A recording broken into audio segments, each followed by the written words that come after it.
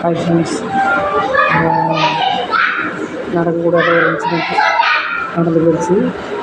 So தலைவர் இதை எதிர்பார்த்துருக்க மாட்டார்.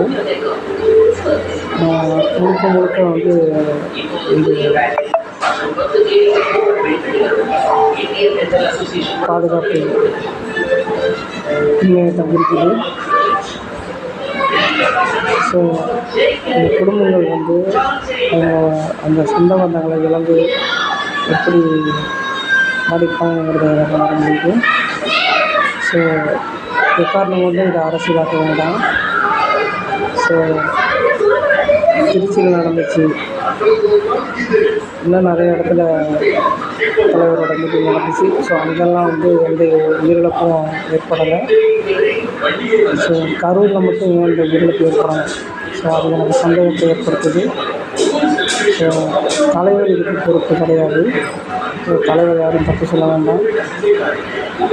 ஸோ அவங்க கேட்டிருக்காங்க, நல்ல விசாலமான இடம் தான் கேட்டிருக்காங்க, பட் கிடைக்கல. கவர்மெண்ட் எந்த இடம் கொடுக்குதோ அந்த இடத்த தான் வந்து தலைவரும் வந்து செலக்ட் பண்ணி பேசியிருக்காங்க. ஸோ இது அரசியலாக்க வேண்டாம். இதெல்லாம் ஒரு